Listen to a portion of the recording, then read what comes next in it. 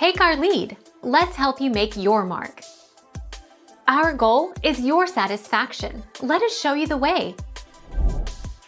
A stuffing destined for inside the bird should have just enough moisture to barely cling together when mounted on a spoon.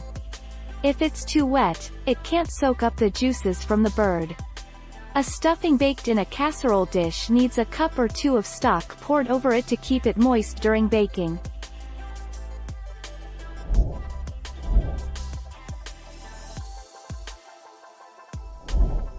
Take our lead.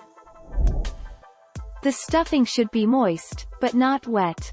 If there is a puddle of broth at the bottom of the bowl, you've added too much. Add more bread to soak up the excess moisture. If the mix is still dry and crumbly, add more liquid and toss gently until it starts to clump together.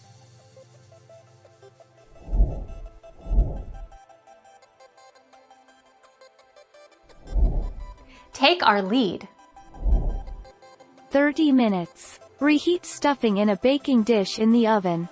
Arrange a rack in the middle of the oven and heat to 350 degrees Fahrenheit. Place the moistened stuffing in a baking dish and cover with aluminum foil. Bake for 30 minutes.